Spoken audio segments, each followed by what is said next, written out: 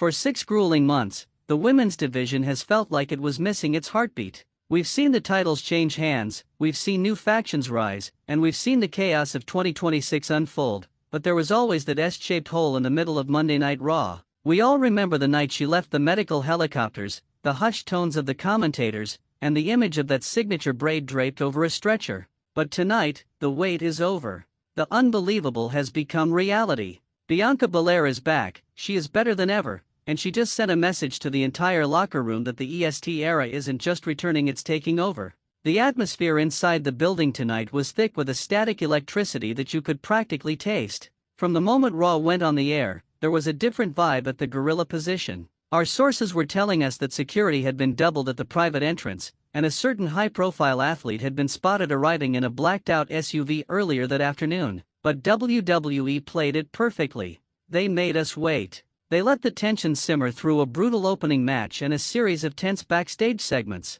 The fans were restless, the EST chants were starting to break out during the commercial breaks, and you could see the current champions looking over their shoulders, sensing that the atmosphere had shifted. The cinematic peak of the night happened during the main event segment. The ring was filled with the current dominant faction, who were gloating about how they had cleared out the trash and that there was no one left to challenge their authority.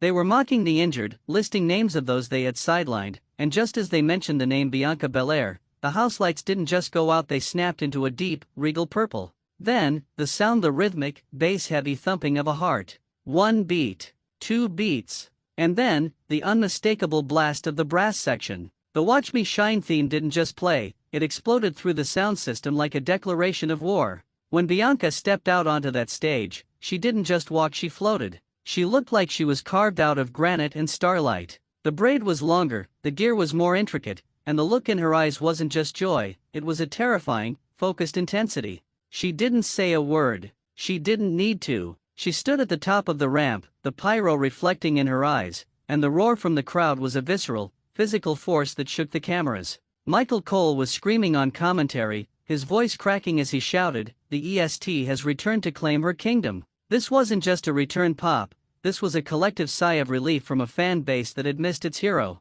The energy in the building was a mix of pure euphoria and genuine suspense. Bianca marched down that ramp, sliding into the ring with the same explosive athleticism that made her a trailblazer. The heels tried to swarm her, thinking she was still injured or rusty, but they found out the hard way that Bianca Belair doesn't do rusty. She dismantled the entire group in less than 60 seconds. We saw a military press slam that looked like it belonged in a superhero movie, followed by a double-leg takedown that reminded everyone why she was a track and field standout. But the real apocalypse moment came when she hoisted the champion up for the KOD. She didn't just hit the move, she held her up there, letting the crowd count to 10, showing that the power had never left her. Backstage, our sources at Wrestling Apocalypse are telling us the locker room is in an absolute frenzy. We saw footage of Rhea, Ripley and Charlotte Flair watching the monitors with expressions that can only be described as calculated concern. One producer told us that the pecking order of Raw was rewritten in the time it took for Bianca to walk from the curtain to the ring.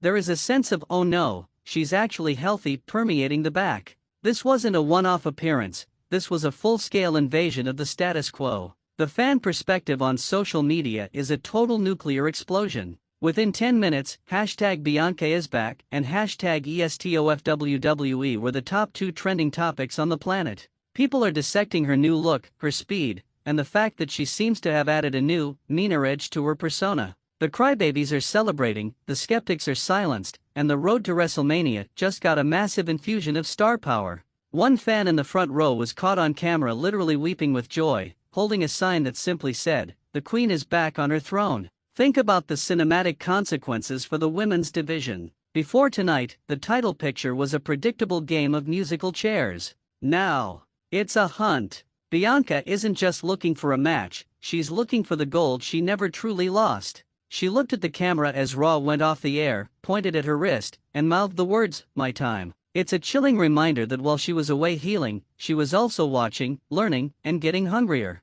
The EST isn't just a nickname, it's a promise of absolute dominance. The commentary team of Michael Cole and Wade Barrett were in a state of absolute wreckage as the credits rolled. Barrett, who usually has a snide remark for the babyfaces, was uncharacteristically quiet, noting that Bianca's physical presence was intimidating on a level he hadn't seen in years. Cole was just shouting unbelievable over and over again, and for once, he wasn't exaggerating. To come back from that kind of injury, the kind that ends careers, and look better than the day you left? That's not just talent, that's destiny. As we look toward next week, the apocalypse has officially reached the women's division. The champions are on notice, the challengers are terrified, and the fans are ready for the ride of a lifetime. Bianca Belair is the ultimate equalizer. She is the woman who can carry the company on her shoulders and still find the strength to whip a braid. The road to WrestleMania just became a lot more interesting, and the greatest of all time conversation just got a new, very loud entry. We here at Wrestling Apocalypse are going to be tracking every medical update, every backstage sighting, and every training video Bianca drops. We've heard rumors that she's been training in secret with world-class Olympic athletes to increase her explosive power, and after tonight, I believe every single word of it. This isn't just a return, it's an evolution. I want to hear from you, the heart and soul of the Apocalypse community. On a scale of 1 to 10, how shocked were you to see Bianca tonight? Do you think she should go straight for the title, or does she need to settle some scores with the people who sidelined her first? And who is the one person you are dying to see her face in 2026? Drop your theories, your EST emojis, and your welcome back messages in the comments below. We read every single one, and tonight, we are all witnesses to the return of greatness. If you're as hyped as we are by this unbelievable return, hit that like button to show Bianca some love. It helps us keep the lights on while we hunt for the truth in the shadows of the WWE. Smash that subscribe button and ring the bell so you never miss a beat as we head toward the most explosive WrestleMania in history. The nightmare is over, the dream is alive, and the EST is back. I've been your host for Wrestling Apocalypse. Watch your back, stay loud, and we'll see you at the next bell.